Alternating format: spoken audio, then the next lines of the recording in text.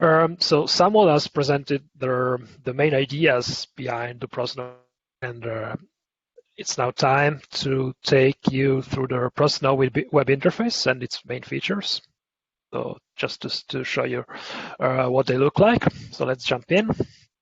So once we enter the interface, we come across this scrolling menu that you can see here that allows to select the ski resort we want to look at. For this quick showcase, I will pick up Gran Valira in Andorra as an example, but you can see that we have other pilots resorts within this list in Austria, Switzerland, Italy, France, and Germany as well.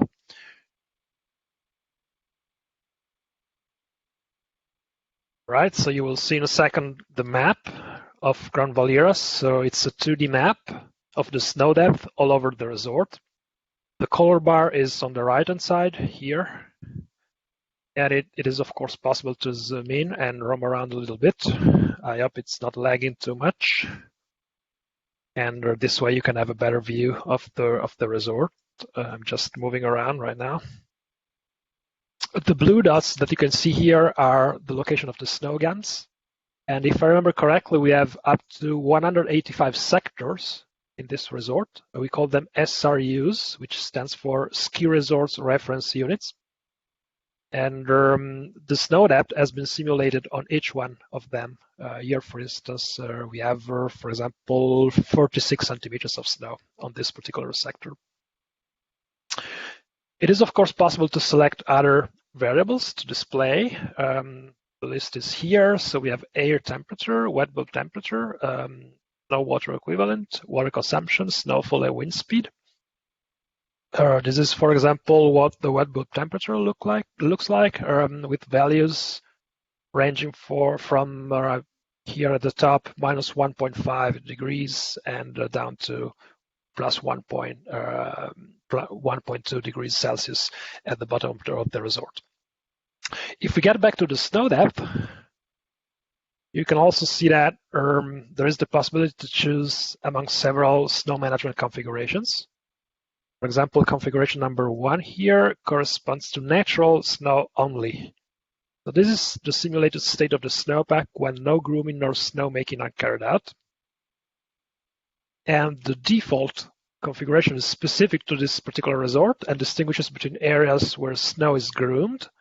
And you can see here, for example, that the mechanical compaction by groomers reduces the snow depth all over the SRUs not covered with snowmaking.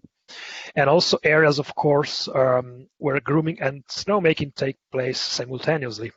And in this case, of course, the addition of machine-made snow usually increases the total amount of snow or the total snow depth.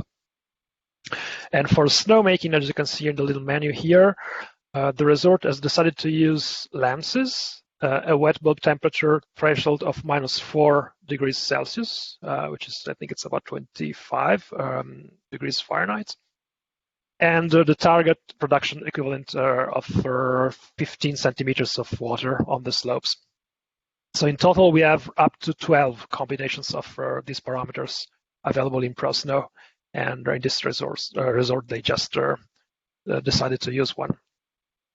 Now, all we have seen until now corresponds to the state of the snowpack on December 15th, 2019, as you can see at the bottom left, which is our day 0 in this demo. But when Prosnow is running real time during the winter season, this is the current date. So here we have frozen basically the demonstrator to a date in the past, since there is currently no snow there. But if we move forward in time, here we go. We can check the predicted state of the snowpack on, let's say, in this case, January 5th, so 20 days ahead. There is more snow, as you can see, as it is expected, because of future natural snowfalls, but also because some artificial snow has been produced during this time span. And so basically, you can see that the outcomes of different snow management configurations or choices over different time periods can be compared with one another, and in this way we can identify the best snow management strategies for the future.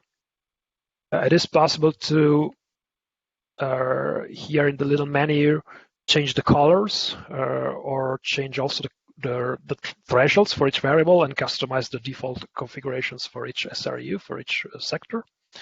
And it is also possible, just for fun, to change the background. So here, for instance, is a classic Google map, and you can always zoom in and zoom out if you wish to. But more interestingly, we have here what we call the risk map. So I just switch off the background. You shall see a new map here with different colors. And the idea is that here we display for each configuration and for each date the risk of having less than 30 centimeters of snow at the slope scale. So basically, green areas have a high probability, more than 80% of having 30 centimeters of snow, whereas areas with reddish colors have a low probability, less than 50% of having such amount of snow. So this feature is quite useful since it allows to anticipate the risk of closing a slope in the future because of lack of snow. Then a more detailed information can be obtained by clicking on each individual SRU. So I just pick up one SRU at the top of the resort. So you can see the information here. We are at about 2,400 meters on a west-facing slope with an average slope of 12 degrees. And immediately down here, you see the time evolution of natural snow depth over a week on the left-hand side and over the whole winter season on the right-hand side. The solid black curve on the left and on the right represents the analysis of the past, whereas the blue curves represent the predictions for the future with different shaded bands to account for the quantiles computed from the ensemble forecast members. Now we can look at the default configuration. Should be here. Here we go. So here you see what would have happened, basically, had the stakeholders decided to produce some snow on this particular SRU. And there is more snow than previously, of course. And also the length of the season has been increased by several days. Other variables can be displayed as well. Here, for example, the wet bulb temperature. Hopefully you can see it. There is a refresh every time, so you should see an updated graph on the left and on the right. So you can see, for example, here that there are no cold windows foreseen for the next few days on this particular SRU. We have the wind speed. It's quite interesting and useful to anticipate the production windows for the future. In this case, you can see that we have strong wind above 20 kilometers per hour in the next days, so very harsh conditions for production. And very interesting, we have here the water consumption for snowmaking, and you can see here on this sector that we will need about 6,000 cubic meters of water to be consumed in order to ensure the viability of the sector over the whole season. We are moving a little bit down, and here at the bottom right in blue, you can see the histogram with the number of cold hours for each temperature interval for the next 24 hours. So clearly no production can take place since no temperatures below -4 degrees Celsius are expected on this SRU. And this feature is very useful and has been used very much by our pilot ski resort because it basically allows to anticipate the work that can be done over each SRU during the coming night. On the left-hand side, with the green and red colors, it is what we call the probability matrix. So for each date on the x-axis and each configuration on the y-axis, this is the probability of exceeding a given threshold expressed in terms of snow depth or snow water equivalent.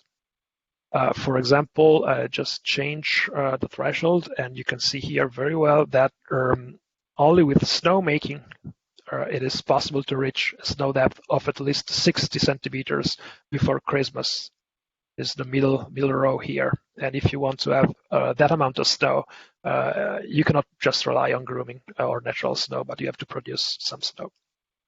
So this feature is also interesting, and it is used basically to compare the different snow management configurations to determine which one is the most suited to the end user's needs. All right, so there will be more to talk about because we have other features, for example, the comparison maps and other stuff. But the main tour is over, so I'll be more than happy to take questions if you have any. Thank you.